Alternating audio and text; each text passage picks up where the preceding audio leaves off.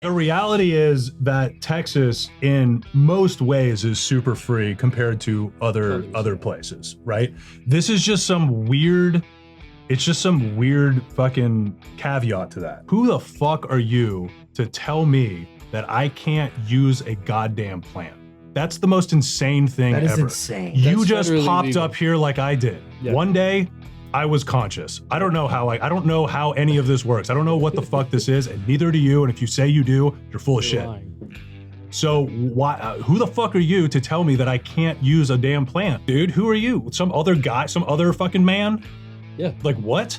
How is the I state of don't tread on me No shit. treading on me so hard?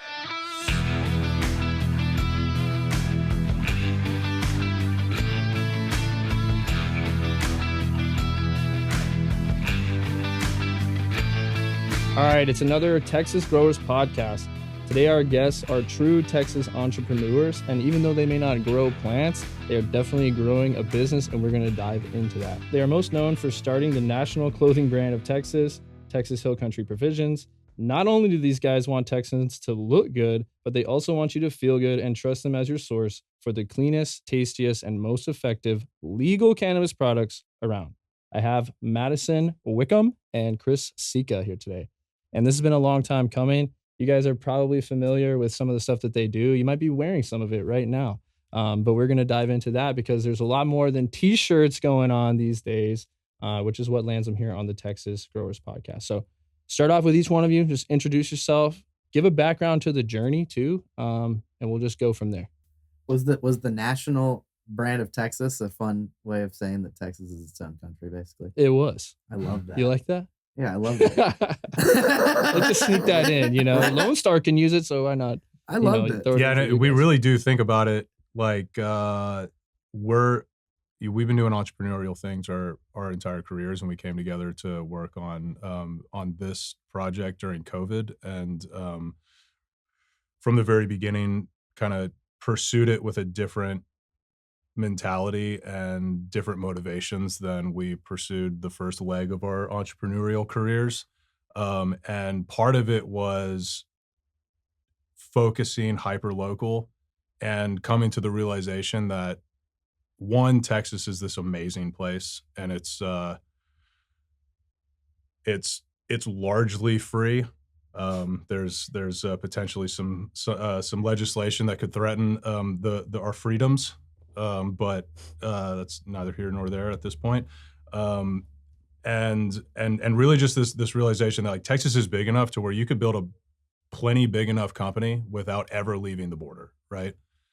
And I've always had this mentality of like I remember hearing the phrase "riches in the niches" Mhm. early on, and I've kind of pursued that idea my entire career, where I think that a lot of times your first inclination as an entrepreneur is I need to come up with a product that everybody wants, right? And be something that literally any demographic could buy and enjoy. But if that's what you attempt to do out the gates, you're going to make something that is largely uninteresting to everybody because it doesn't stand for anything, right? If you figure out like, what do I believe? What do I like? And you lean into that, then you end up going a lot more narrow. And in this case, it was like Texas, but not just Texas, the Hill Country, The Hill Country. right? Like this, almost like an absurd, like you're like we're pigeonholing ourselves in this region of Texas from the very beginning. Mhm.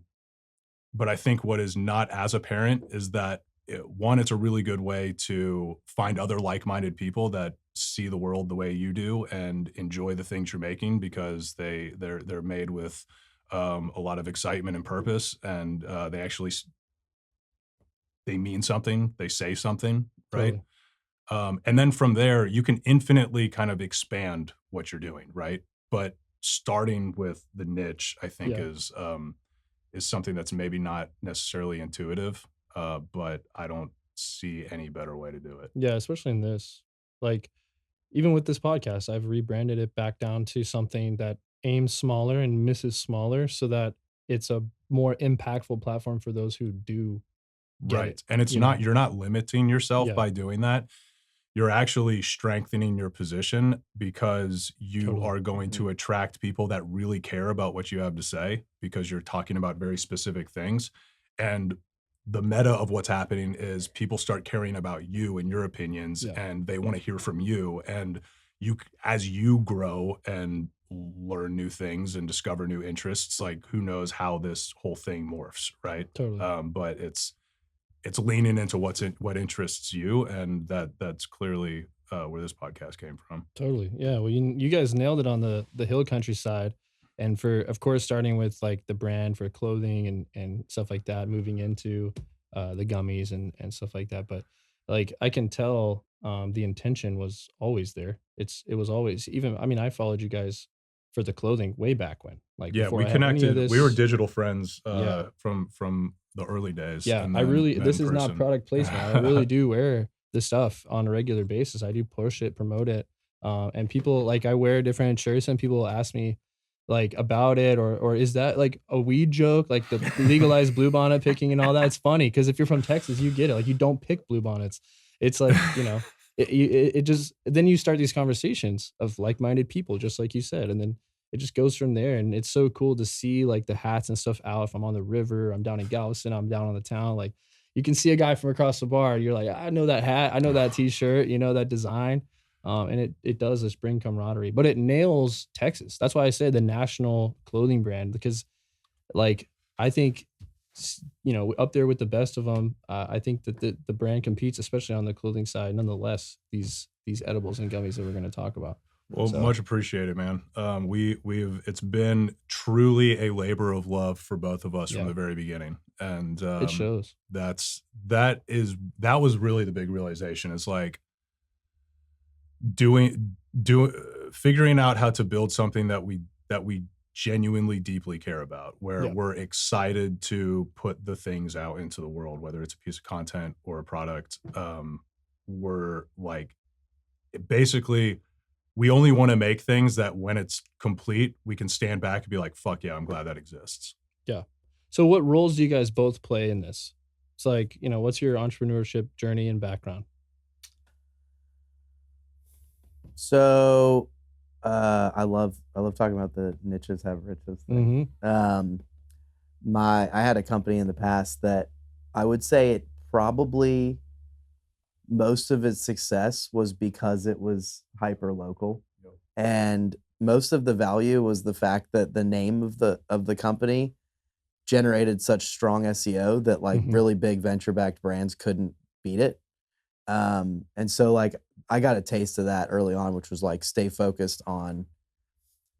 You want to tell them what it is? Oh yeah, I could tell them. So yeah, me and Luke started a coding boot camp, and so the way this came to be was we had this idea while we were in Istanbul meeting with this kid just randomly who was like, "There's this company in London that has figured out that you can create a marketplace for parking spaces out of people's yards and driveways."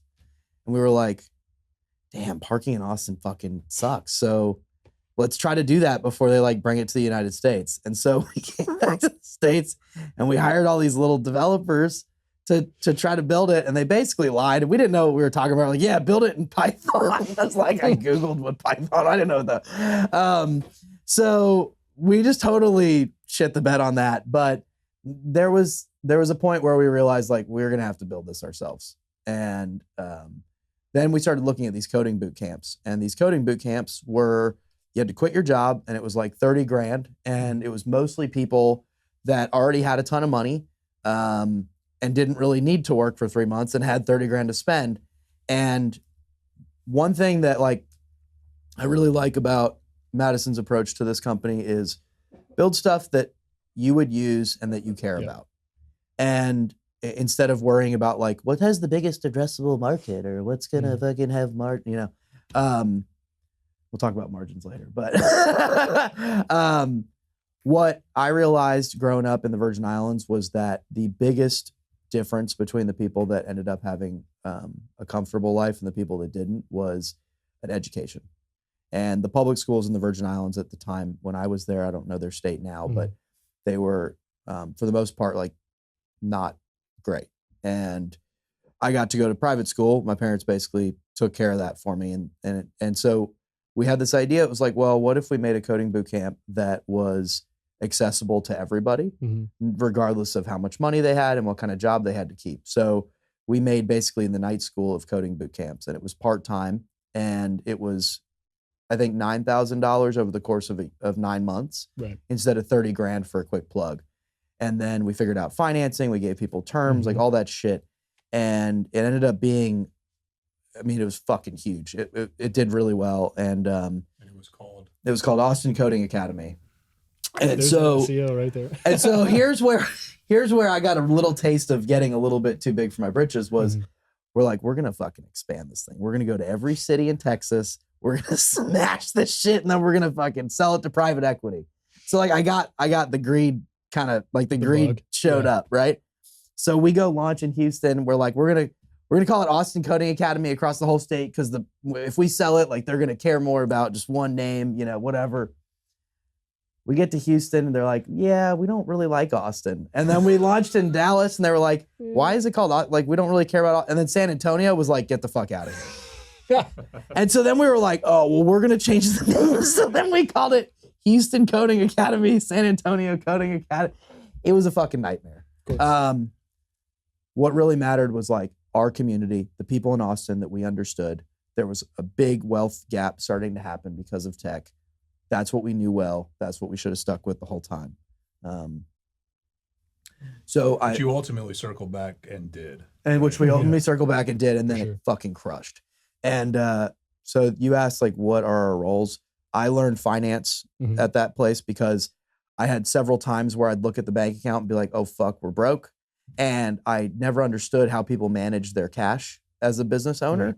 I understood the concepts, whatever. So I started getting into finance there. But I don't know. I don't want to go too far into the... So he then successfully sold Austin Coding Academy. So we sold Austin Coding Academy. And then jumped into a partnership with a group that does fractional CFO services. Badass. Yeah, so I fucking was like, I want to learn. So, okay, time to get a little woo-woo. I knew that I needed to find a purpose on Earth, basically, and I had been in sales for a long time, and I was tired of sales, mainly because it was so transactional, and I wanted to do something that used my brain a little bit more and was more like I could sink into something like as like a real long-term topic. And I fucking prayed every day for like a year and a half. And I'm not a religious person, but I, have a relationship with a power greater than myself. I prayed every day, like, show me what I'm supposed to do. And I swear to God, I was standing outside of Cafe Cream, which is this coffee shop over in the hood where I lived. And I don't know, I just had this moment of clarity where I was like, oh my God, I've been reading like stuff. Like I tried to open an E-Trade account in 8th grade so I could buy fucking Yahoo when it was at like $399 a share. And my dad was like, you're a fucking idiot. And then obviously it crashed like the next year. But I've been studying like stock stuff and like saving money and like have been obsessed with finance forever. And I just had this moment of clarity. It's like, you need to learn fucking finance. Yeah. And so I was like, well, I don't want to like take too long on this fucking story. It's a podcast, bro. Oh, it's a podcast. Okay, cool. So I'm like, all right, what's the hardest fucking designation you can get? Like, how do I prove that I want to be in finance? Because I called a bunch of registered investment advisors and I was like, I want to come work for you for free. And they're like, what designations do you have? And I was like, I don't have any.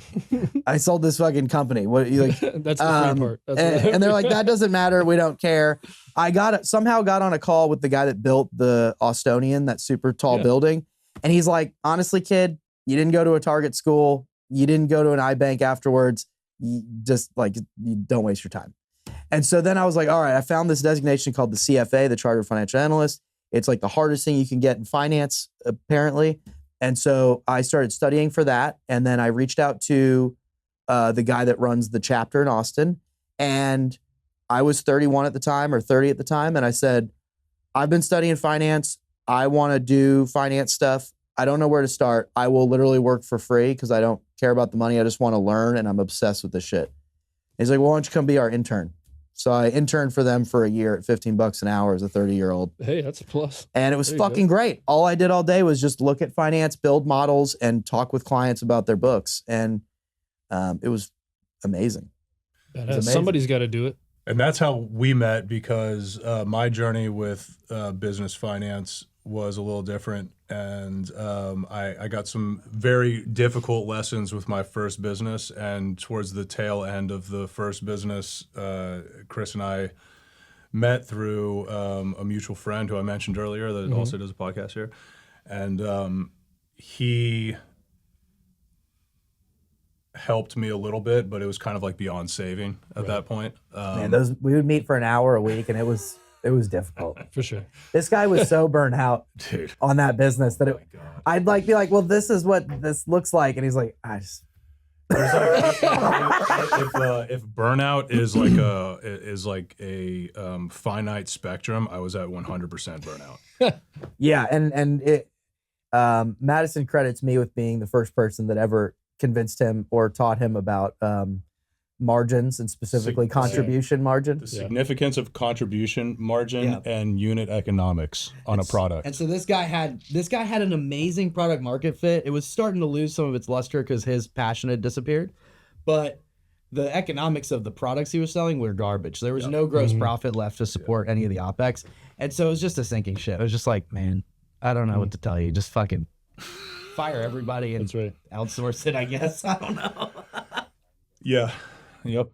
But here we are now. But you have to go through that shit. Absolutely. To learn, like, you had a spiritual awakening. That business ground your shit down to where you smashed you had ego death. Oh yeah. It smashed me into the ground for sure, in the best way possible. Where then, because I spent, I can go now actually. Yeah. So when I was 25, I started a comedy website called TotalFratMove.com.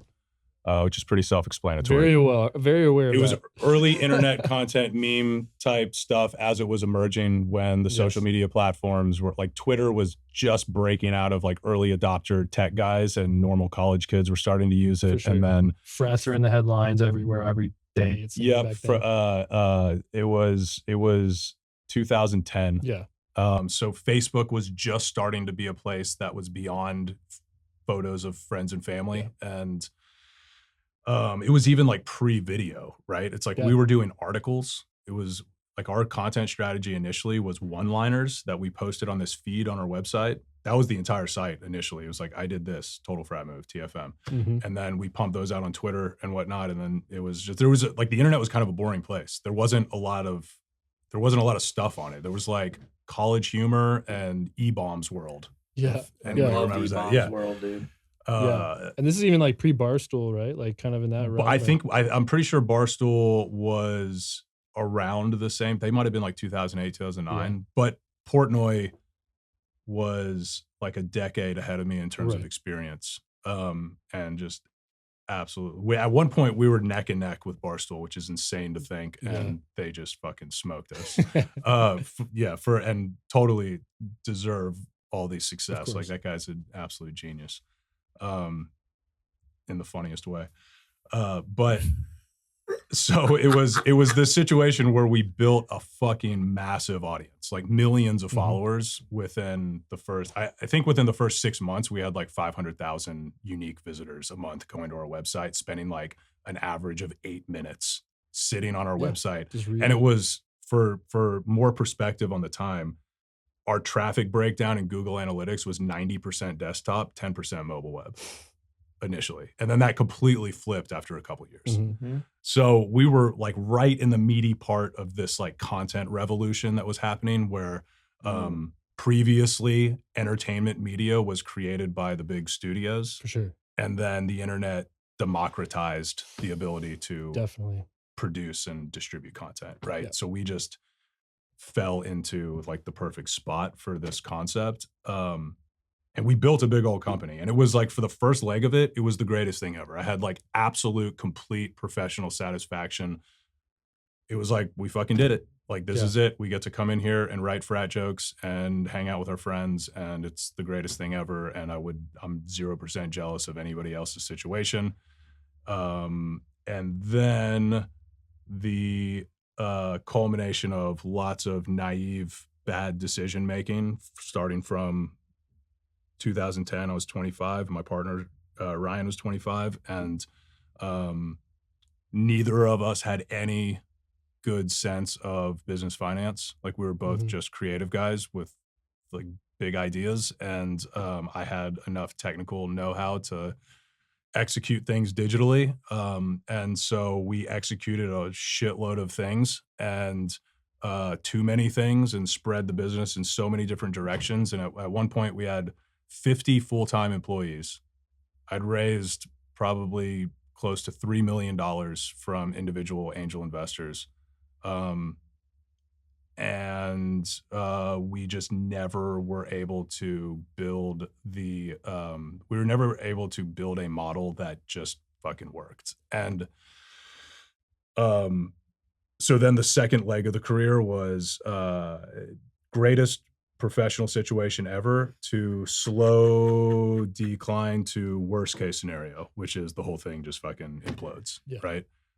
So that was an experience that I wouldn't trade for the world, because it's an education that I only could have gotten under those exact conditions.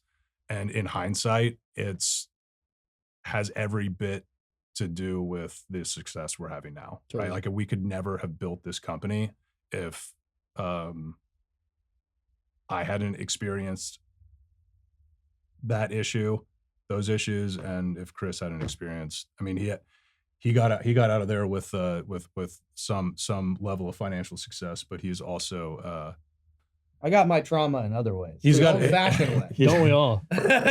Chris has a high. We all. Yeah. Chris's poor kid trauma convinces him that he needs significantly more money than he currently has. So, so we're both in the same boat. We both need that cash. But what we've learned is, like, it's there. What did we learn, Madison? You can't chase money. You cannot chase money. It can't even be in the conversation when deciding things, like when ideating on at like an early stage on like what your strategy is going to be, what your product strategy going to be. It's like you kind of have to like approach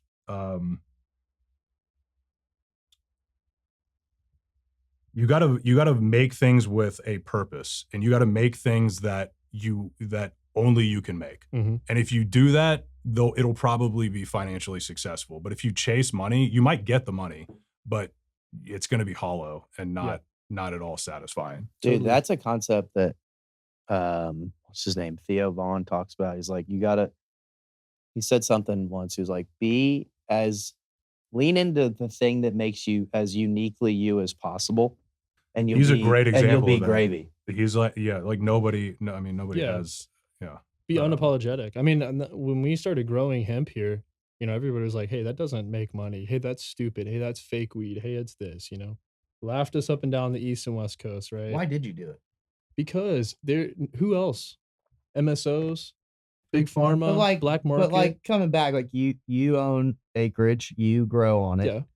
Like, you weren't like 8 years old and was like, I'm going to do hemp in Texas. Like, how did that even happen? Yeah. So, I mean, that's a great question. Really, it was just a passion for the way that the plant had changed my life and others. And we still get emails every day of how much we changed and affected. So, like, how did it lives. change your life?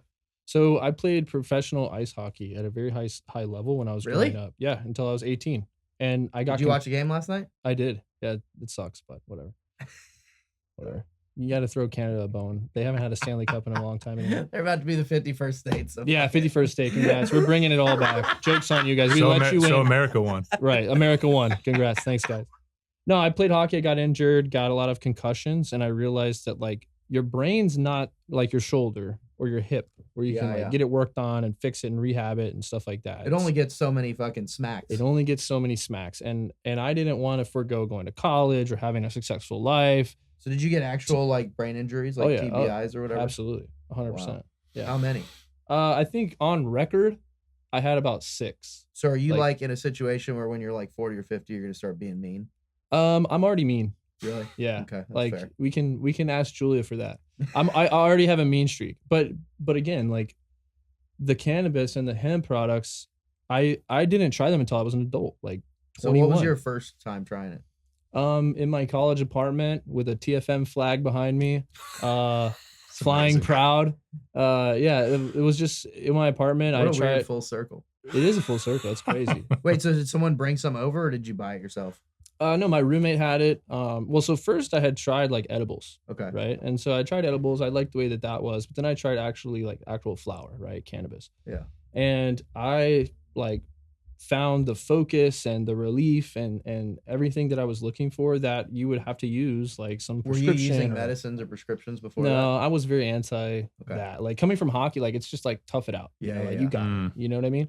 So like no, I didn't really use that stuff. And so I had a focus issue going through college. It was very, reading intensive, studying intensive, and I just could not do So that. when did you start using edible? You said you did those before. Oh, I mean 20, 21. Okay. Yeah. So you got an edible. Did you get one of those like 500 milligram fucking psycho ones, or was it just at this time it was legal in Colorado. Yeah. So I had like an experience with the legal product that was like 10 milligrams per piece, Yeah, 100 yeah. milligrams per pack. So I was able to like kind of start low, go slow, that kind of thing. Now obviously I've blown that out of the water. I need about 100 milligrams every hour to keep this train going. But being said, I took it as an adult and I learned how it benefits me, and I didn't abuse it. I wasn't introduced to it too early. So it or gave any you of that stuff. focus. It helped with pain. Yeah, clarity. You have this with ADD, it's like a foggy mind, and like there's always these things, just popping in of what about this? What about this? Text, like something to do, social outing, studying, whatever.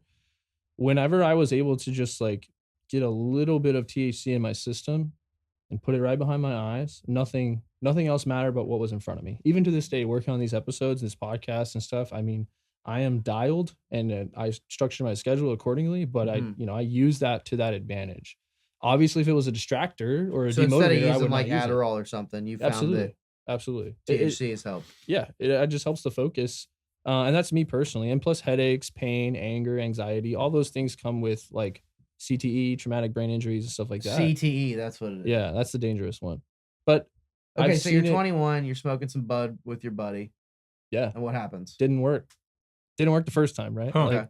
I was like, The yeah, first this is time I alright. smoked weed, it didn't work. Yeah, I was like, nothing happened. The Nothing first time I happened. smoked weed, I didn't understand the concept of inhaling, so it was just Oh, like the mouth sucking it thing. Yeah, into just my in your mouth. mouth. yeah. Oh, that's hot. I remember See- smoking it the first time and how hot it was on my throat. I was like, For sure, oh my yeah. God. Because all I had smoked was filtered cigarettes. And then I realized quickly that there's tiers to product. There's like just like cheap dirt stuff. There's like middle of the road stuff. There's really expensive. I think the top dirt line stuff's stuff. actually going to make a comeback, but that's a separate conversation. Yeah, people. Yeah, well, people. Yeah. But I just tried to get into that and find what worked and just used it as that. Like I approached it as a medicine, not some sort of recreation or drug or whatever. So what was your ritual with it?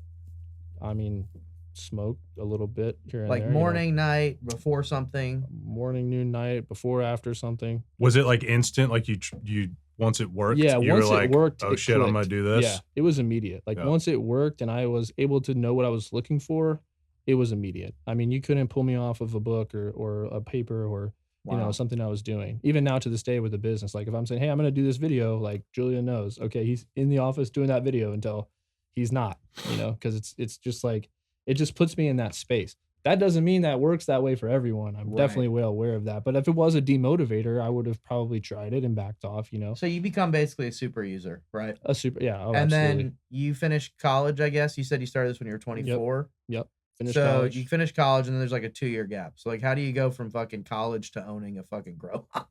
Yeah. So political science is what I went to school for. Okay. So I started sleuthing every crack and crevice of Texas government and policy to try to figure out what could be done. And as the CBD and hemp stuff was opening up more and more, I was like, dude, there's going to be an opportunity in here where I think early adopters, if you can get in, and this is like doing what you just talked about, Yep. like doing something you actually fucking love, you Yep. would die for before the money. And so I was like, if this helps me and it helps all these other people, right? If you get in there and you early adopt and you just do it for the good of it and wait for the money, have no expectation on money for 5-10 years, right?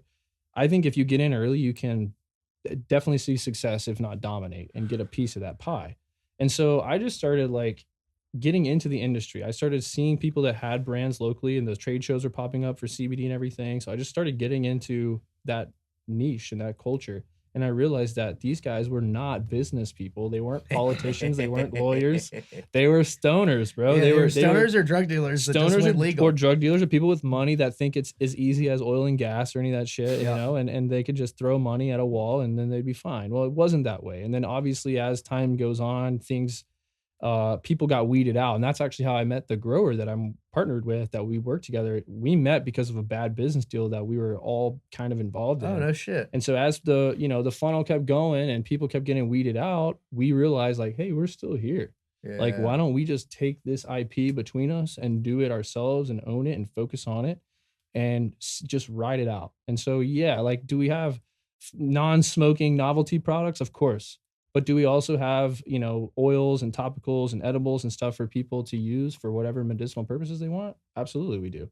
Because we saw that the oils and the cannabinoids and the plant was changing society in Texas and changing lives for the better. And we just wanted to keep doubling down on that and keep just being a source for that. And Jeremy says all the time, like, how many growers do people know in other rec markets that you can email and talk to and communicate with on Instagram and follow along? Or that have a public voicing, have a podcast and a platform. Yeah, like you're building trust. Yeah, that's also just super wise to come to these realizations at the age that you did. Yeah, thanks. Awesome. Yeah, I'm still realizing every day. Obviously, there's we all are stuff attacking us every day from every angle. We all know how important harvesting is and how hard you work to get there. So don't settle for less than 454 bags. 454 Bags provides post-harvest products like oversized tote liners, trellis netting, turkey bags, and the all-new BioCure bags to help growers optimize their yields and preserve quality. 454 is releasing a superior bag for less than half the price of other brands. Also, these guys cover sales tax to keep costs low and fair. So when you order from 454 Bags, you're not just getting high-quality bags, you're getting a reliable service designed to make your life easier. So don't settle when it comes to preserving your hard work. Choose 454 Bags, and you'll see why all the biggest names in cannabis trust their stuff. If you visit 454bags.com today and you use the code ColtonLuther420, you can get 10% off of your entire order forever. You can get subscriptions and you can use my code to get that 10% off every single time, not just on your first order. So check out 454 Bags. We use them in the grow currently. We swear by them, and they're the next best thing for post-harvest cannabis material. My thing was just loving it. Like from being in sports, I could go do that. I moved away from my family at 13, 14 to live across the country, play in the best leagues and stuff for the best teams, get a ton of exposure. Where'd you move to? Dallas, Kansas City, wow, Canada, everywhere. Like, I've been everywhere. That's amazing. And so I tried to make it. I tried to force this path, and I was shown that like there's going to be other things for you on the other side. And so with college and stuff, just like feeling it out. Do you remember when you realized you couldn't play hockey anymore? Oh yeah. What was that? What day was that? I had like a bunch of doctor's appointments, and this one doctor that the team sent me to a doctor, and it was a disaster. The doctor that the team set up with me was not good. So me and my parents went and found someone else. And it was Dr. Ott out of Houston. She's, I forget who it's with, but it's like a sports medicine deal. Okay. So she does all the teams down there. And she basically finally showed me like what your brain is like in your skull and how everything happens and then the effects of it. And she was like, you can go play hockey right now. You can go do whatever you want to do. But I'll tell you this, it only takes one more to be a vegetable. Wow. Or to, have to rehabilitate yourself from square one and learn how to speak. So she was like, I'm not telling you as a doctor, I can't tell you like you're done and you should do these things because, you could sue me if you, could have made it to the NHL or something. But she laid it out there very clearly of like, hey, this only takes one more time. Your brain is not a shoulder. I can't come in and replace. I can't rehab with you. I can't like. So in that moment when she tells you that, what happens in your brain? Initially disbelief, like, no way, like I'm going to be fine. What's going to happen to me? But I was I was coming from Texas. So every market I went to, people knew on the team and in the league that I was from Texas. And so they didn't want me there. It was a double uphill battle, right?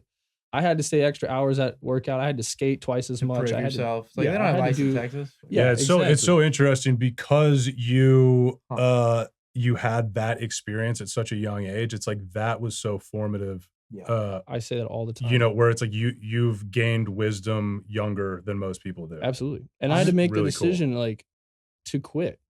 Yeah. I had put a decade of my prime of my life being a young man, no homecoming, no prom, no Friday night lights, no experiences that a normal young Texas teenager would have. Yeah. Right? I gave all that up.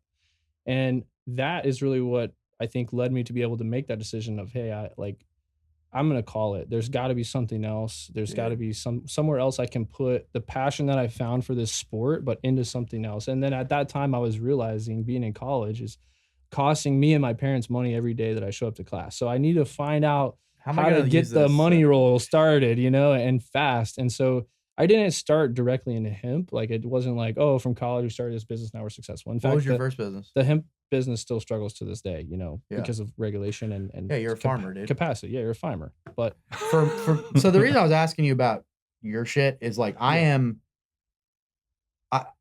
extremely interested in situations where people have to make a decision to let go of something that has been like a big part of their life forever. And anytime somebody experiences that, I just really like people that have had to do that. I know everyone's had to do that on some level, but when it's something as like impactful as that, like I just like humans that have had to go through that experience. Yeah, cool. You know? Yeah, I mean, yeah, I did. Yeah, definitely. And it shows. Like I definitely have some soundness to me that not everyone my age does. But I also like try to do challenging shit. You know, not just the norm of like, go get a job, dude. It's easy. You know, go get a paycheck, live by minimum means. Like, I want to forge that path. I want to do things that are groundbreaking. And like, I didn't jump right into like the hemp and cannabis space, but I had a media company. So I took a job out of college, got paid to learn, took that skill, and then started offering it to people as my own business. Grew that over time. Just offering real estate content, anything for professionals, you know, just not as elaborate as Soundshed, but very similar things. And then that quickly made me realize like what you just said, you know, all of a sudden everybody needs to be a media company. And that's how you Trojan horse the product you sell. You have to get there first. And now everybody's on their phone watching everything. You know, everybody, you know, nobody's looking at the billboards driving by. They're not checking their mail. They're not checking their email. We literally just met with the billboard company yesterday. And we're like, this is cool. This is like marketing in real world. And then I said like a quippy comment to Matt. I was like, yeah, but everybody I see outside is just looking at their phone. Even while they're driving. Even while they're driving. I'm not looking at that shit. Exactly. But also you guys already have that digital grip. So it's different than banking on the billboard to get you to where you want to go. Right. You have the foundation. And like, I just realized that like this media stuff is so important. And I also just wanted to focus on that and put, again, that passion from one thing. So like, what's the message you want people to like? You have a platform now, basically. Yeah. And so you can say shit and a lot of people will hear it. Sure. More than like if you didn't have a platform, right? Mm-hmm. It may not be millions of people yet, but you got thousands of people that will hear what you say. Totally. So like, is there a specific message or like set of messages that you are trying to get across? Or are you kind of like on a journey of like trying to figure it out and this platform helps you refine that? No, I think it's very clear. What I want to do is just shed light to people or shed light on hemp to people who may not have the same opinion as me and have come from different times or different eras or different situations where there's this stigma around it, or the people that are involved with it look a certain way, act a certain way, are a certain way. I think that all of that is absolutely bullshit. Most of the best people that I've met have been in this industry. Now, some of the worst as well. Right? We both know this, but probably follows a normal distribution curve. That I think it does too. I'd say it's probably a little heavily weighted towards sketchy people, but I knew if I said that you'd say that. That's what I talk about. You know, some of those guys, when things get real as far as business, they're gone.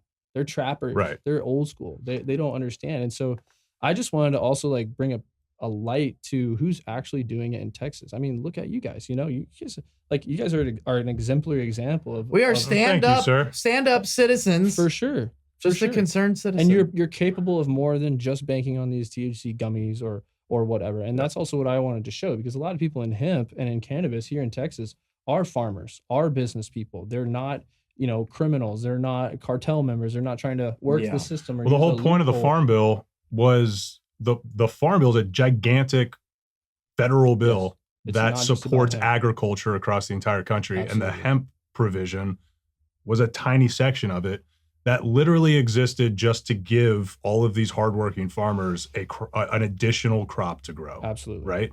And that's, and we can get grants from the government being a hemp business, an agricultural business. We can apply for different things, exemptions, And also like what you're saying, there's farmers out there growing cotton and peanuts and corn that they can't make it till next month sometimes. They need subsidies. They need all these different things. Yep.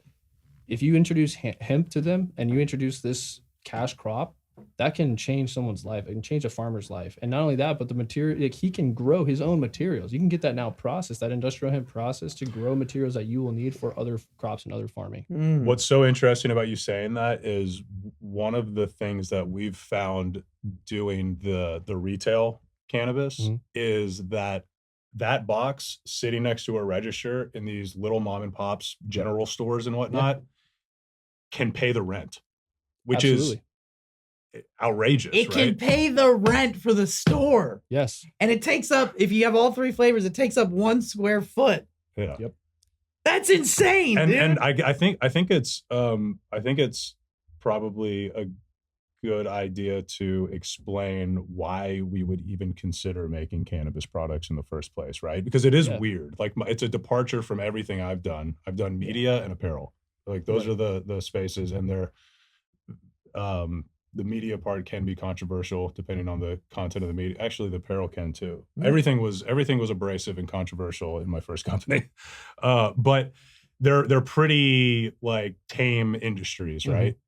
So whenever the idea emerged for Texas Hill Country provisions, THC provisions, that was the genesis of all of this. It was Chris and I were part of this group of about 5 guys that got together every week at our friend Tanner's house and sat around a campfire during COVID. And it was a reprieve from the lockdown, basically, where we were like, nobody's traveling. No one has anything to do. So we all had completely open calendars. And once a week, every Thursday, we fucking brought our own chairs, walked down the hill to Tanner's backyard to a little campfire and sat around and talked for hours and hours. It was like an unrecorded. Now think about that. We did that for 1.5 years, almost 2 years.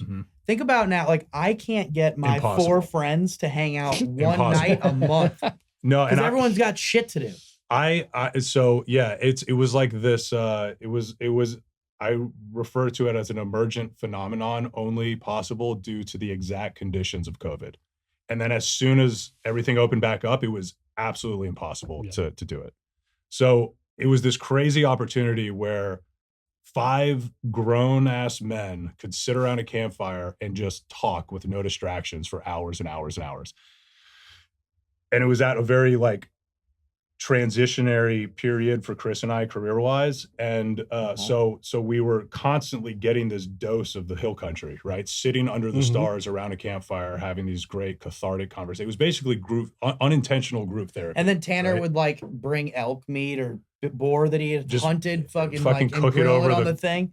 Rake the coals and like, it was like the perfect hill country so experience. Sick. There's like a case of Waterloos. There's like rockers. And everybody was past like no one was getting hammered. It was like Mike would have a couple drinks. We were all drinking Waterloos. I was juicing nicotine as hard as I could back then. Yeah. That was my thing. You were because I didn't drink. I don't drink, so I was just on the nick. But so that was kind of like and I was actively trying to figure out like what I was going to transition into, which was an extreme filled with existential dread, right? It was like I was, like I said, 100% burnt out on my first company.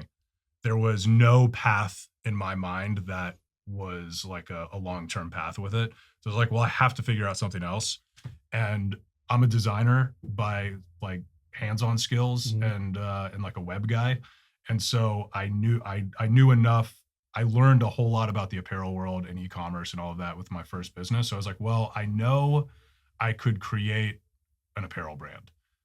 And then I just started kind of like fucking around in a sketchbook and eventually realized that the acronym for Texas Hill Country was THC. And I was like, that is awesome and hilarious and a great So it was design serendipity. prompt. You guys didn't necessarily plan it around like cannabis or THC? Well, so at the same time, around like 30 years old, I rediscovered cannabis. It was something that I had done occasionally throughout high school and college, but growing up in Texas and particularly Austin, it's like such a heavy drinking culture.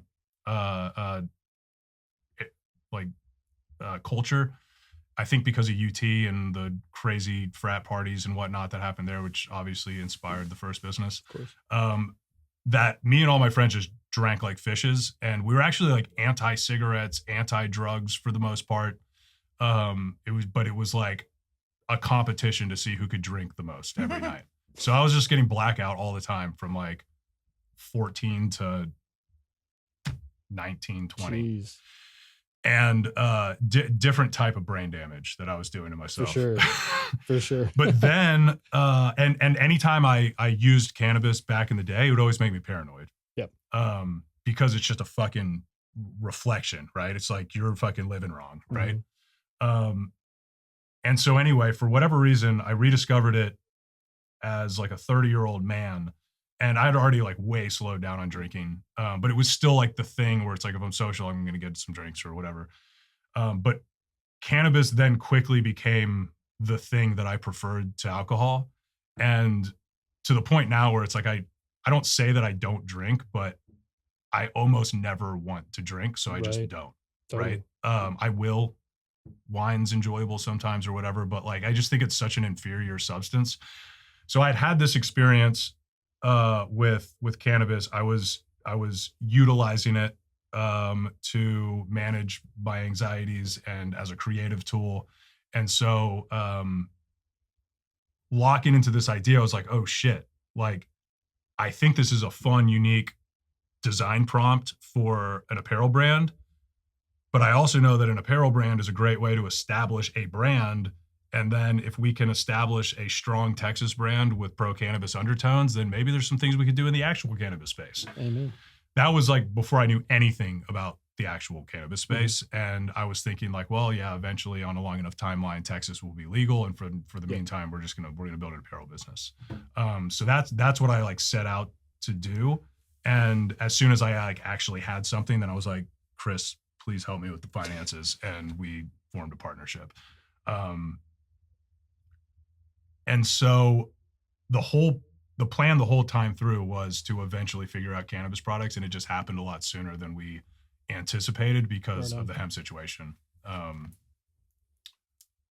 But all of that to say, what is it to say? It is all to say that one, I think that cannabis is this magical plant put here by God or whatever you want to call it. Hopefully you believe in something. And if you don't, you should explore that. Yep. And I think that it is it's like you utilize it as a it's not only useful as a medication, it's also useful as an alternative to all the other harsh substances like alcohol and pills and all these other things that we consume, and they fuck up this physical vessel that we have. Yep. Whereas cannabis, smoking cannabis all day, every day, maybe isn't the best thing ever for your body. However, it's probably better for you than almost any alternative. So if you're going to use something, it's the best one to use. Totally. And then the way that, so Chris is completely sober. He's been in AA for 15 years. 16. So he is just raw dogging life. Love it.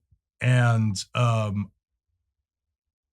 I too have this belief that, I think there are instances like you have fucking legit CTE and it might be just a case where you need to use it all of the time. But I think for people like myself, I have this belief that it is among the category of sacred plants that should be revered as such and should be used infrequently and with a lot of intention. Yeah. And I think that it's an amazing off-ramp to things like alcohol, where if you're using alcohol every day, you could start by like just supplementing, supplement some cannabis for alcohol.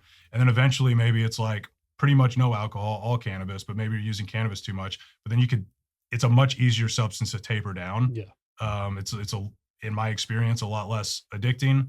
And I have successfully used it as an off-ramp from alcohol to a point where I use it infrequently and with intention, and it provides extreme benefits for just perspective on things, for creativity, and it is a good anti-anxiety med. Absolutely. And these are the type of testimonials that I like to have this platform for. And these are the things that we're getting back from our consumers. I'm sure you guys have heard similar things from people that try your stuff.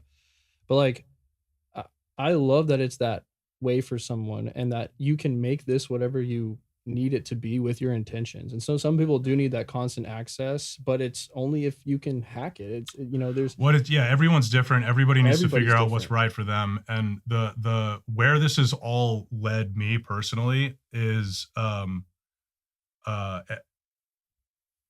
that I've used substances my entire life to deal with anxiety. Mhm. I'm a fucking ADD kid who didn't fit in the public school system, and my schooling years were a fucking nightmare. I hated school so much. I have like vivid memories of just watching the fucking clock yeah, and just dying slowly. I feel that so much, dude. But it shows because you're the creative, like Right. That's And it's just a system that's not designed for people who think like us, No. right? Which it's whatever, right? But what I've realized is all of that created these like repressed feelings and traumas, or whatever you want to, like, however you want to refer to them, that we all have. Like the most extreme example of repressed trauma is a soldier on a battlefield, you know, with battlefield experience, that is at a birthday party and a balloon pops and they're instantly in their minds back on the battlefield, right? We all have a version of that, maybe not that extreme, but it could be that you got made fun of in a really horrendous way, and nobody was there to console you in the proper way. And so those feelings just got trapped. Yep. Right.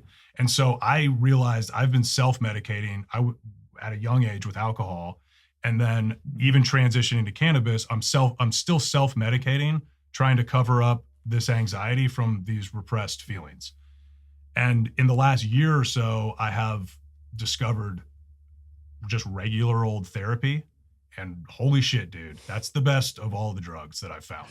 That shit fucking works. And you're probably a little young to go down that path, but it's like, what I'm realizing is, like we said earlier, like anxiety is literally your brain working overtime to suppress these emotions, that if you would just figure out a way to appreciate them and feel them and let them out, then all of a sudden you can just be a normal, balanced person. totally.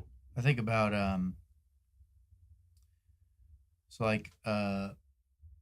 my wife a while ago asked me, because she's like, you know, you're like an open, you're a vulnerable, you're a like a generally happy person. Like, why are you doing such intense therapy, right? And I used to answer that question with like, well, I just want to be free, you know. And I kind of said it like almost hiding a little bit behind like the humor or whatever. And I also just was still trying to put the words together of what that meant to me. We were talking about getting back to first principles earlier. Like, I have to stop and think. So I was at the gym this morning, and same shit that happened to me the other day about chewing my food, where I was like, I'm going to be late. Madison was going to pick me up at 8:30, and I'm on the assault bike, and it's 8:05, and I have one more set of fucking reps to do. And I'm like, fuck, like, I don't know if I'm going to be ready in time when Madison gets there if I do this last fucking set of assault bike, whatever the fuck. And I literally had to do the same thing I did the other week, where I was like, okay, what is the most important thing right now? The most important thing is that you take care of the one body that you have and do what you said you were going to do and stick to your schedule. Madison will wait 3, 4, 5 minutes if he fucking needs to. You'll wait, like, whatever. And then I was able to get back to doing what was absolutely most important. And you were on time. And I was on time. And when I say being free, what I mean is you're constantly in whatever situation you're in. It's just right now.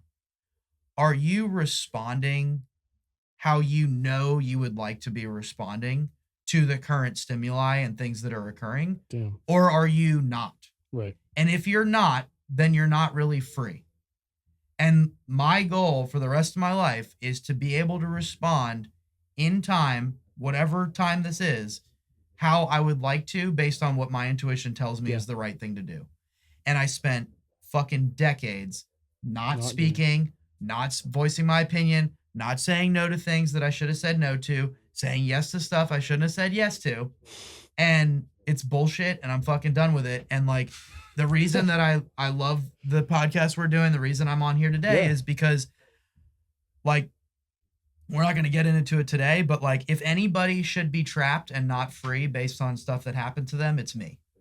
But I am free and I'm getting there and anybody can fucking do it. Too long for this podcast, but his childhood background is gnarly. But so Very therapy gnarly. is Episode fucking 2. episode 2. So therapy is real. It fucking works. And cannabis is an incredible tool for off-ramping from alcohol because that's one of the biggest things that we're all using to basically numb ourselves from that fucking voice that says like you're not behaving the way you fucking should. And it doesn't feel good, so let's numb it out. Yeah, You know? that deep breath that you took, like to say like, okay, let me just do what I said I was gonna do. Let me focus on priority. Things will fall into place. That like deep breath, that's what cannabinoids allow me to achieve. Is and just to eventually step back and like, okay, and then back into it. And what I'm here to say is like that for some people it will be necessary, but for other people, like you can get there with like prayer and meditation and like develop that space, right? Like they talk about that shit. All the fucking gurus talk about that. The way that I'm like seeing it now is all of these things are just different therapeutic modalities, right? And some are better than others. Alcohol is a therapeutic modality. You wouldn't use alcohol if you didn't need to use alcohol. Right. It's like people are like, oh, I just like it. It's fun. It's like, well, it allows you to have fun because you can't have fun otherwise, right? And so it's really just like, what are the best modalities? I mean, to step it back at a broader view of things, I've been a human for 40 years, and my best guess at what this is it's some sort of boot camp for the soul, where it's like we have specific things that we're here to learn, and we are put into conditions, very specific conditions that are intended to teach us the things that we want to learn while we're here. And we can choose to learn them, or we can choose to ignore the lessons. And you remember Matthew McConaughey's time is a flat circle? Well, for him, time was a flat circle because he was a raging alcoholic that never learned any of the lessons. So he just kept getting the same lessons over and over and over. But what's interesting is it's almost like this video game where once you truly learn and internalize the lesson, you're out of that cycle. You go on to new fun lessons to learn, right? This is like one of the last ones I used to cope. Sugar? You didn't use them, did you? No, I didn't. Yeah, I'm like, I'm pretty close to being off the sugar entirely. That's been the hardest one, dude. You are raw dogging. Fucking hardest one. But really, I think cannabis of the like. I have this belief that there are two types of anxiety. There is the unproductive, totally unhelpful anxiety that we get when past traumas are triggered, right? Like the soldier with the balloon popping, like absolutely no reason for him to feel anxiety, but he does because of these suppressed, feelings and emotions or whatever. Then there is the uncomfortable feeling that you get when you are veering off course and operating out of alignment with your morals and values, right? Yeah. And for anyone who was a delinquent or semi-delinquent kid, if you're vandalizing shit, vandalism, it's wrong. It's fun as hell to rush. It's wrong. Yep. It's like there's a pit, right? There's like I'm doing the wrong thing. That is super helpful. We refer to that as the intuition radar. The intuition radar starts beeping as soon as you're out of alignment with your values. And what alcohol does is it just drowns it all out. And that's why it lowers your inhibitions and you make dumb, amoral decisions that you never would have made sober, right?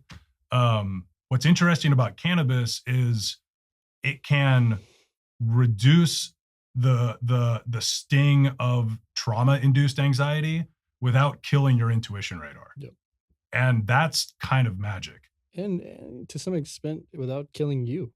Yeah, totally. Definitely. Yeah. No one's ever died from cannabis. Yeah. And so that's crazy. And Now like do alcohol.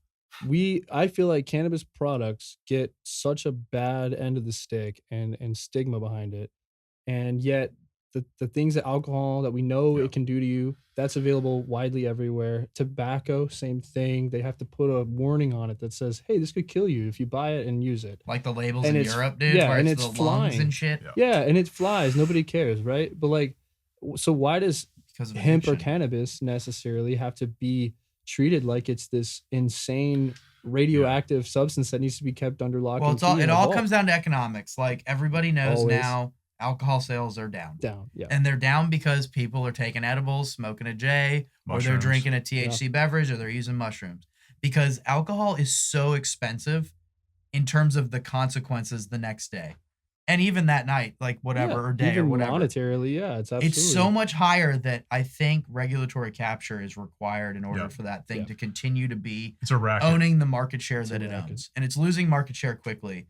So when an incumbent loses market share, it gets ugly, right? And Absolutely. it starts to use regulatory capture and whatever tools it has to create the moat. It's that simple to me. That's what's happening. Yeah, and what's so interesting about what's happening now is that THC beverages are really emerging as the consumer product of choice, and the psychology behind it is fascinating. It's because it's such a one-to-one to alcohol that the consumer psychology of like you're participating in the same activity, you're Mhm. getting a little psychoactive buzz. Nobody drinking alcohol wants to hang out with the guy drinking Topo Chico because you're just shining a light on you're shining a light on the fact that they're doing something that their intuition radar knows is wrong. And the guy drinking Topo Chico doesn't want to hang out with the brazenly drunk Exactly. Yeah. assholes. Yeah. Yeah. And so Yeah. but it's like the It's the druggie the spectrum. We talk delivery about the druggie mechanism. spectrum. Yeah, because like exactly. So the druggie spectrum is, let's say you've never tried cannabis before and you're like, I want to try it. Well, the druggiest version of the spectrum is you go find a fucking person randomly on the street and you're like, yo, do you have some bud I can buy? Do you party? Yeah. Like, how do I buy some? You That's the cool, man? druggiest. Yeah. The less druggy is buying bud at a dispensary, Right. but it's still a store you're not familiar with. There's a bunch of brands you don't know. The person behind the counter probably knows a bunch of stuff and you're kind of like intimidated. But do Like, they? that's still kind of drug, but do they? And then there's like edibles. Like ours is like in a nice package that's very like, it's very like what do you fucking call that? Like inviting, right? Mhm. Still weird though. Like I don't take edible. What's an edible? it's also like Do I take a whole thing? Do I take eating a half a eating thing? something and then it's like a drug Now experience, imagine right? you're Yeah. at the bar with your friends. You're used to picking up a 12-ounce can. Now there's another 12-ounce can. It's got pretty packaging, and you're drinking with your friends. You're in the place you're used to going to. Yeah. It costs about the same, and because the dosing is so accurate, it feels about the same. But then the next day, you don't have a hangover. Yeah. crazy. Holy And shit! so it's like it's a super interesting product category, and it seems like it's clear that it's the consumer product of choice. And it's the ultimate on ramp for people that want to go from one it's to the other. It's definitely a barrier breaker. yeah. And I even say like hemp in general, nonetheless, like consumables and drinks. I think hemp is such an easier conversation to have with people than the marijuana conversation. Right. I think you throw that cannabis or marijuana word and people are like, whoa, no. But if you're like, hey, it's hemp, this is something that like even your grandma can use, Yeah. for some sort Hemp of does reason. have a much better brand in terms of like, oh, Totally. you can use it for industrial purposes. It has fucking Feels whatever. It's good safer. for the environment, all and that there shit. hasn't been decades of, stigmatizing this thing. The thing that's so ridiculous about all of it is it's just made up words for the exact same thing. Absolutely. Right. So it's like it's the silly. We were talking about this before we started It's branding. recording, where it's like all these different people talking around the thing, and like it's just this weird disingenuous conversation between the anti-weed people and the pro-weed people, where it's like we're talking about a goddamn plant that God put here on the earth. It grows out of the fucking ground. You can pluck it, dry it out, and it does its thing. 100%. You don't even have to 100%. ferment it like you do alcohol. No, you don't have to change it at all. Even Yeah. like opium. Dude, you don't my- have to do anything to it. Back to my fucking awesome therapist. She's always dropping interesting perspectives, but she was like, there's something very different about wine than like straight ethanol Yeah. alcohol, right? Like super high concentrated liquor, right? It's like they're different things. And why? Yeah.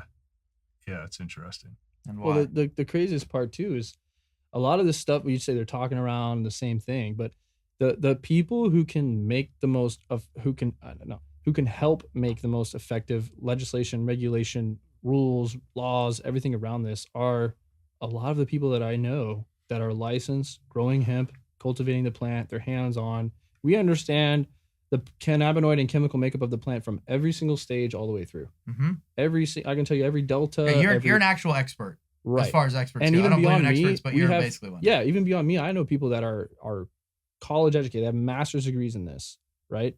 And so we always say, like, if the state wants this to be successful, they could simply just kind of Do you lend think an the state ear. wants it to be successful? I No, think the state that's not. wants No, the money game is from it, money, but- dude. yeah, the game but- is money. and that's the thing is, like, we have this big fight, and actually this next episode is going to be with Cynthia and Lucas from Hometown Hero, and they push a lot. They file the lawsuits. They do a lot of Yeah, lobbying. they filed have the their- injunction on 8. Absolutely. Yeah. They've done a lot. Well, now they're asking for help. And so, like, boosting a platform like this has more of these conversations and more content that can reach exponential and more people. And people can take these links and send them to your representatives. I hope that you do that. Some of these stories that you guys tell and that my guests tell, that I tell, take these clips and send these links to your representative in an email.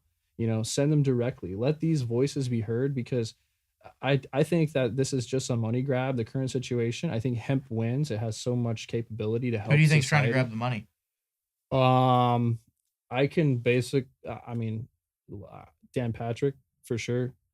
Which is crazy because he's hiding under the fact that he's an abolitionist, but he's not. He just No. wants to get the money and to have The people donating to his campaign control the fact that pitiful medical program that we have in Texas that doesn't allow really anyone to get Totally. access. And they've spent so much money building into regulatory capture that now they have no other choice but to spend even more money to actually obtain regulatory capture. And Dan Patrick is just the political puppet Exactly. that they're using Totally. to. well, he says he's not there and all this stuff, and that people aren't there, but I think that's not true. That's why this is not on a ballot, and this is being done behind closed doors in Congress and the Totally. legislature, so that they, like you guys said, so adults can tell other adults what they can and can't There's do. a and can and can't buy. 0% chance of the legislative bill number 3, whatever it is, passing if it was on a ballot. Oh, 100%. I mean, and I think it's 0% chance it'll pass as is, like as he's I presented like it. your confidence. Like I really do have confidence in that. And also, like, there's a lot of things that have played out with certain people getting different positions, especially like Speaker of the House right now. It could have gone one of two ways. The way it went was with Burrows, who is, I'm pretty sure Burrows' district up north in Lubbock in the Panhandle, it houses the largest indoor grow in Texas. And this is a 6th-generation farming family.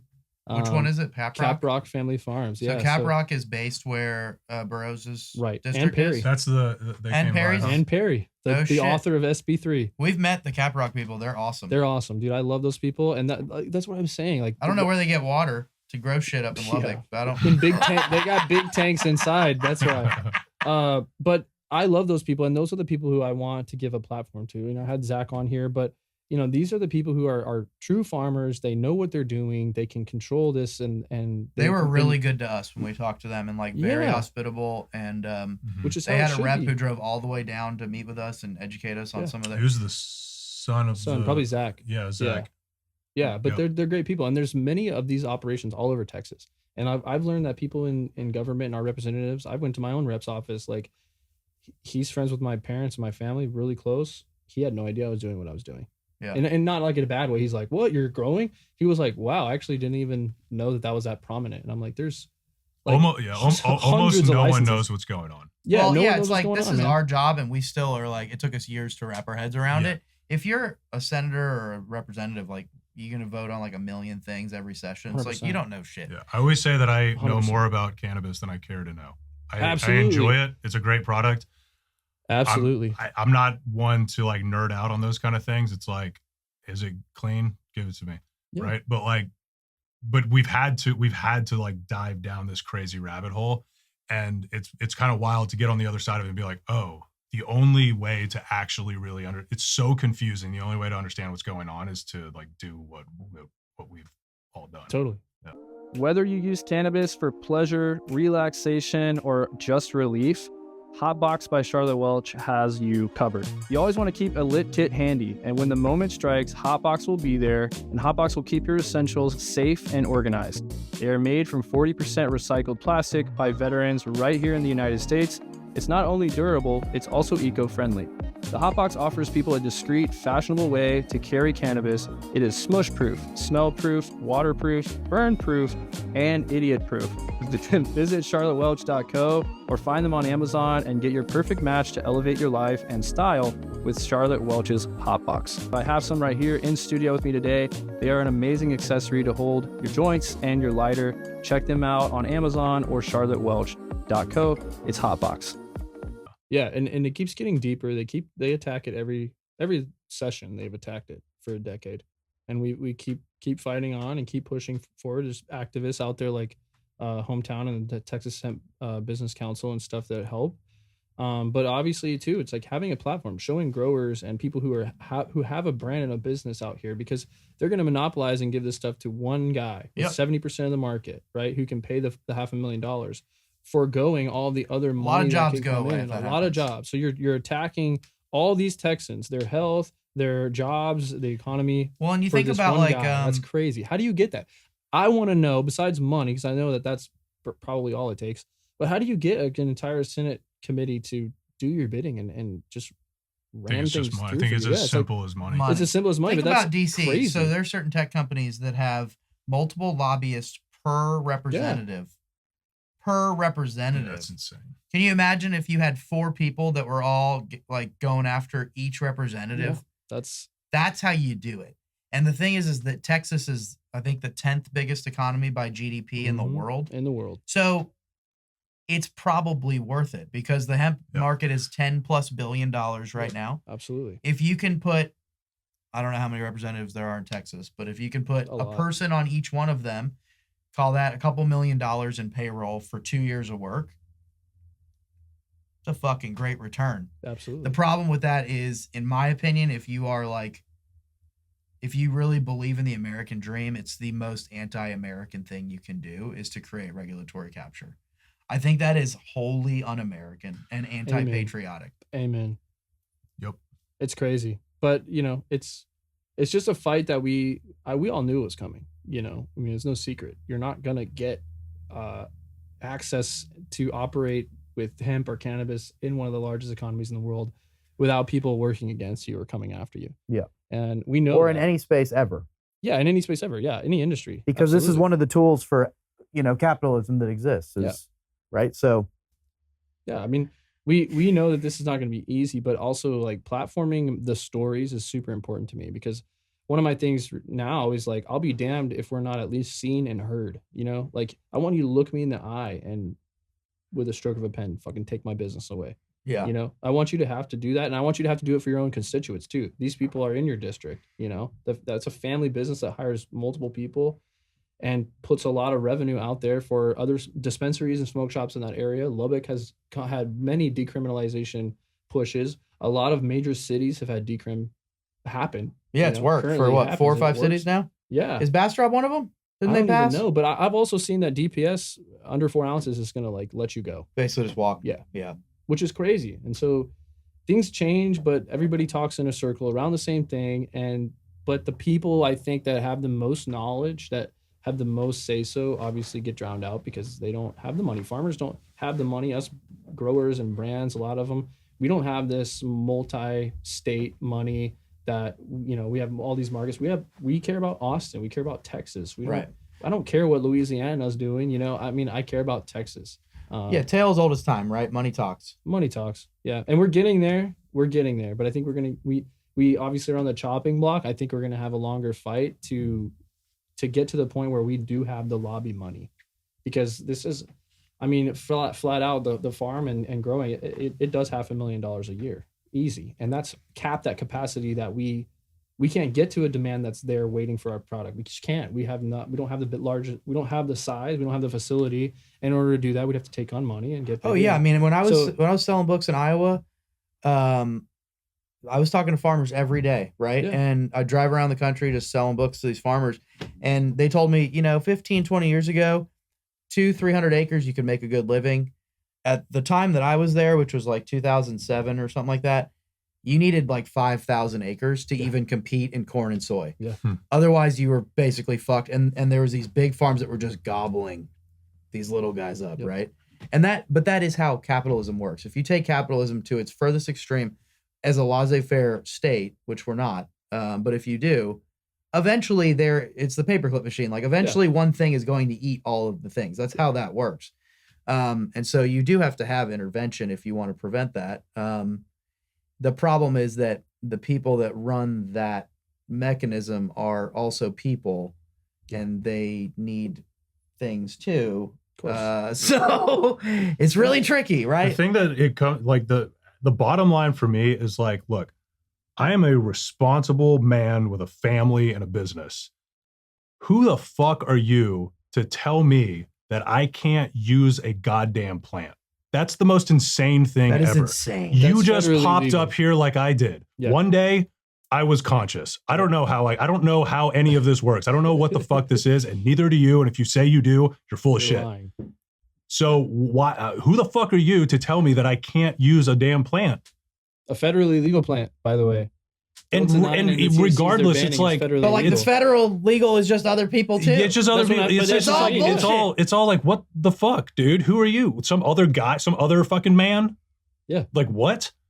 And they all probably use this shit in the back door. Like, that's the most fucked up thing, is that a lot of people, like, in Right. these positions of power, Yeah, they dude. drink alcohol, they use cannabinoids, Because they do it's this shit. all about money. And so you go all into about money. politics. And I don't even care because I don't even want to suppose that they do anything. Like maybe they're teetotalers, maybe they're not. It doesn't matter to me. It What doesn't matters matter. Don't is- fucking tell me what to do. What matters is, yeah, exactly. And That's it. Don't fucking tell me what to do, dude. I survived. how is the I state of "Don't tread on me" no shit. treading on me so hard? Look at the don't tread on Yeah. me treading on How, me. Yeah. That's the thing that I don't understand. I don't want to get. I'm not.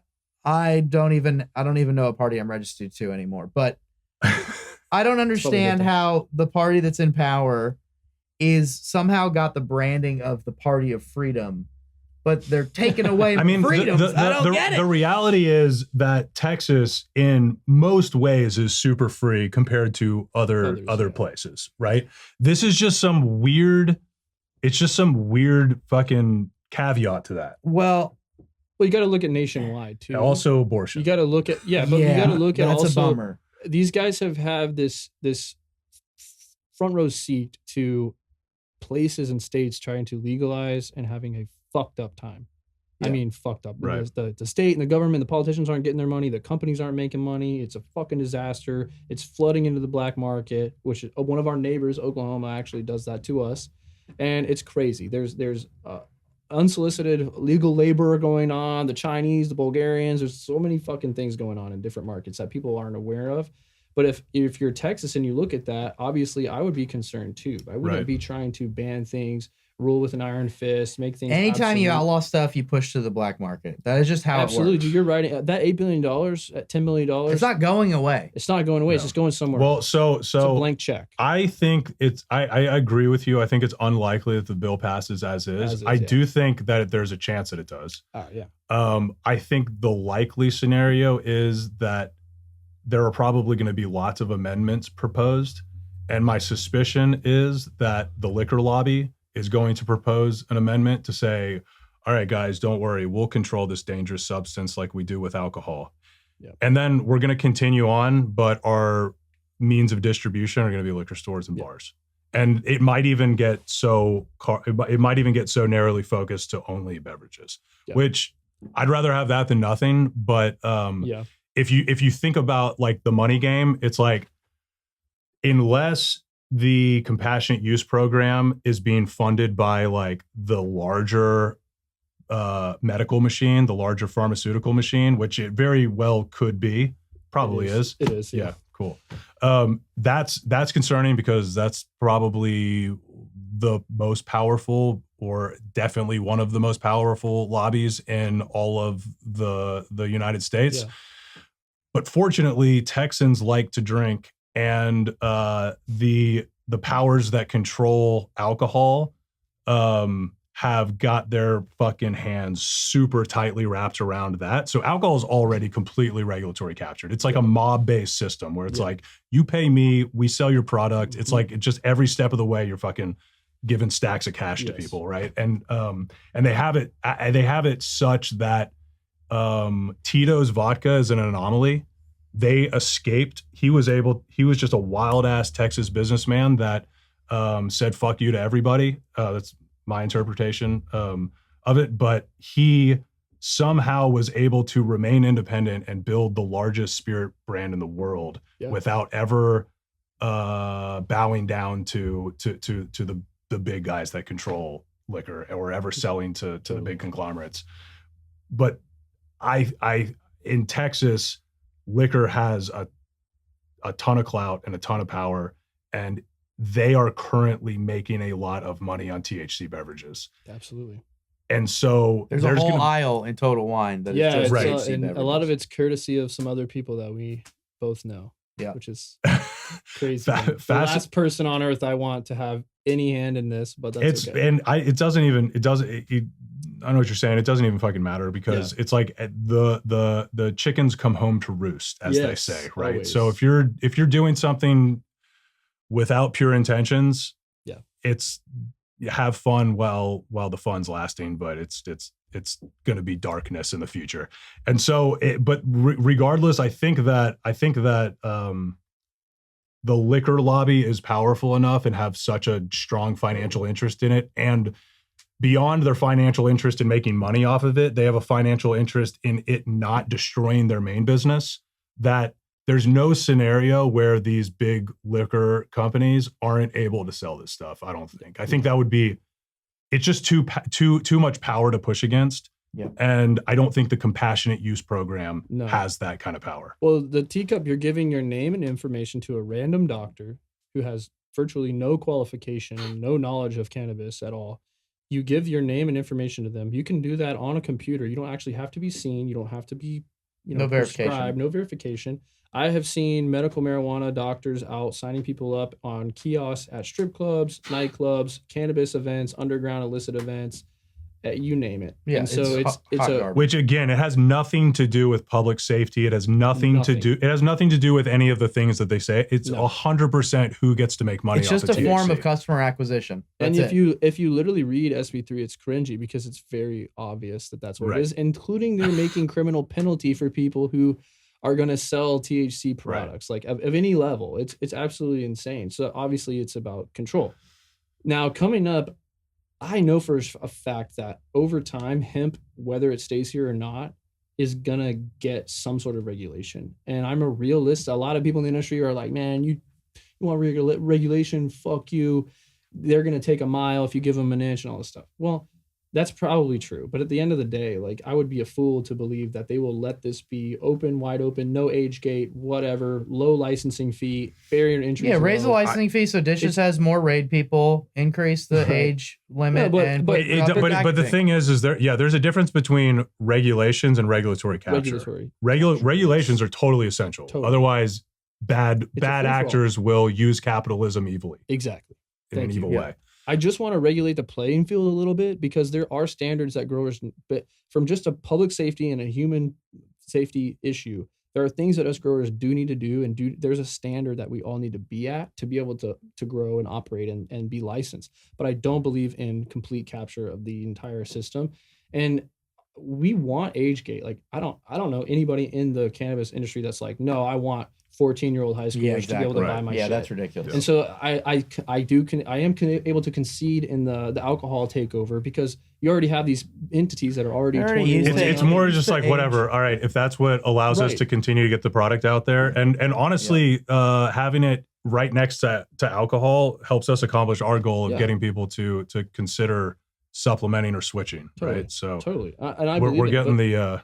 Yeah, but I believe there is a best of both worlds situation. Obviously, it's not gonna happen probably, but I do believe that there is a perfect middle ground. And somebody asked me this on another episode, but I believe like not pushing for legalization for cannabis and marijuana is somewhat the better route, because if you let hemp develop with its broad stance and its capabilities, I think you're going to have a better time forming an actual market or some regulation around things.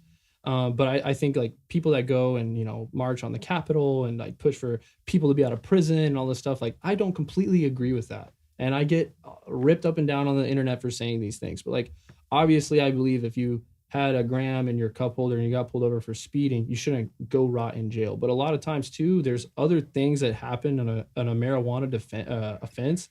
If you peel back that layer, they're probably not a first-time offender. They're probably doing other things. And for a long time, marijuana has come hand in hand over the border and through the black market with a lot worse things than what marijuana is in of itself. Yeah. And so I just believe in serious common sense and freedom in the state and especially in the country.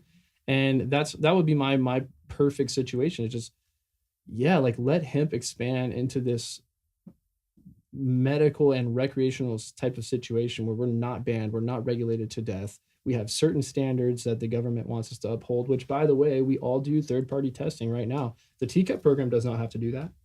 They can test and deem their own things compliant. It's absolutely crazy. And so we're already operating to that level. And so I want at least our efforts to be, I think, acknowledged in some of this as it goes forward.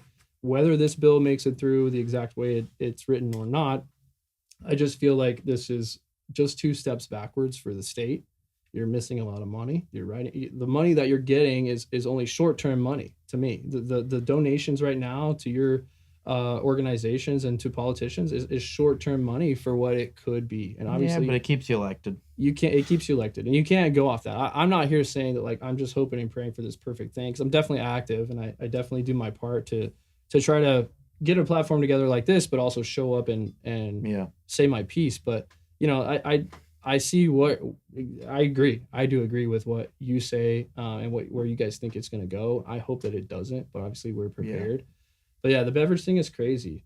It's the way that alcohol has kind of taken a step into the arena is kind of scary. It's wild. And I've seen people that own breweries stop brewing beer THC now and just go to THC. We got a friend right? that's like he's just making writing on the wall, I guess. But you know, and I also like with the freedom conversation, I don't like Delta 8s. I don't like any of the synthetic cannabinoids and the ones with that whole alphabet after it and stuff. I don't believe in that. I think that's really another reason why we're in this fucked up situation, is because people really ran with this and exploited it. And now, there's no loophole. The loophole word is wrong. There's no loophole.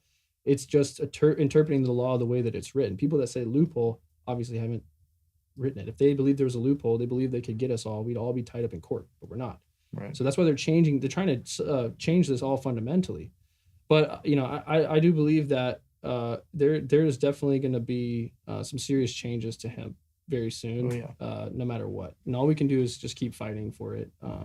But thanks for having us on, man. Of course, we don't need to talk about this legal doom and gloom, dude. I wanted to talk to you too about Chill Country Sessions, because just run us through Chill Country, because that's the next best thing. It's on the table here, and you guys are doing this marketing push that nobody else could not only accomplish but has thought about, and it's obviously working.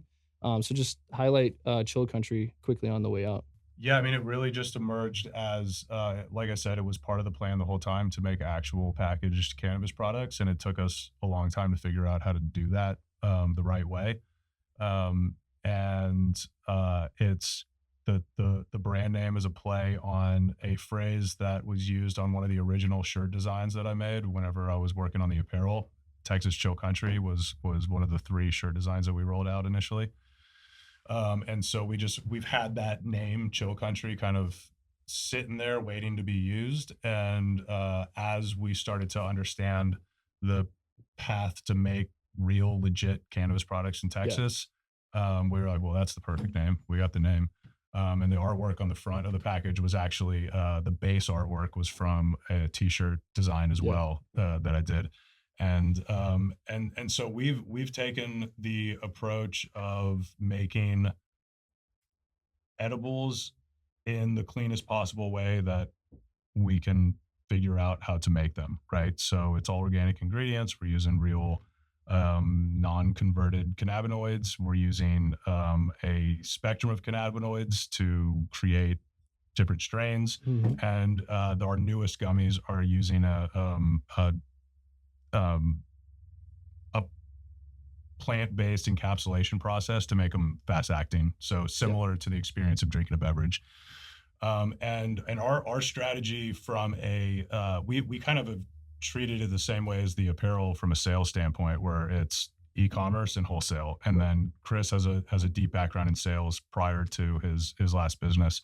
So he's kind of used his playbook for setting up a sales team and just pounding pavement and getting these things. Right now, we're kind of taking advantage of the fact that we can sell them anywhere. Yeah. So we're selling them in coffee shops and grocery Yeah, I've stores seen you and everywhere. pharmacies, in addition to liquor stores and dispensaries and, you know, the full gamut, right? But we kind of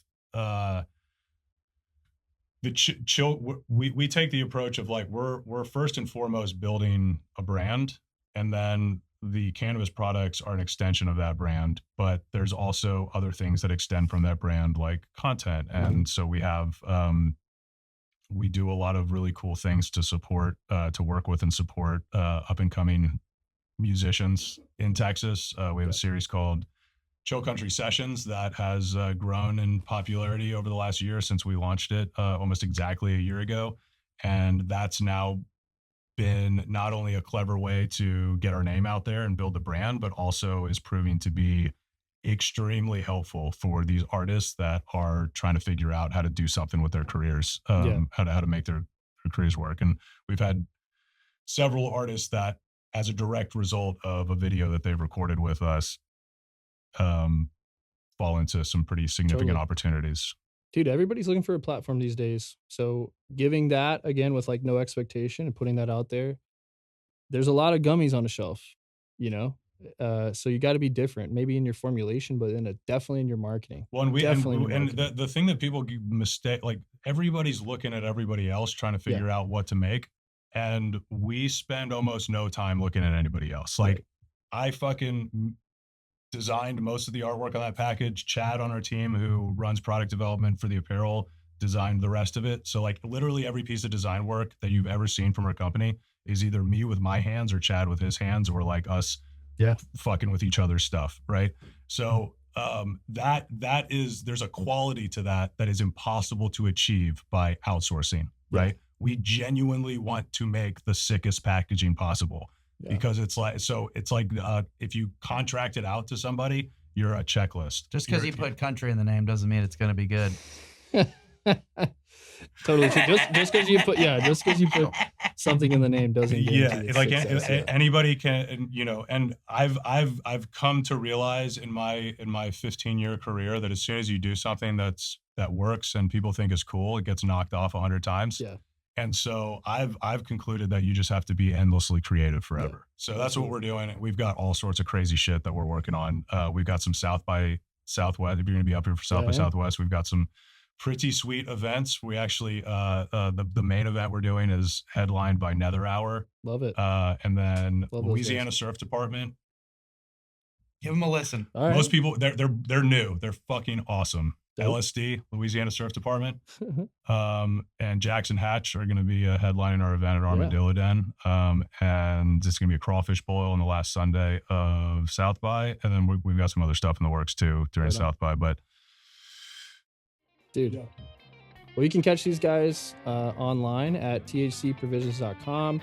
You can get them on Instagram at THC Provisions and at Chill Country Sessions, right? That's Sessions. We are in the process of refactoring all of our social media presence, but there is Chill Country Sessions for the music, Chill Country Cannabis for the cannabis, THC Provisions for the apparel, and a few others that we're building up. And then it's chillcountry.com and thcprovisions.com.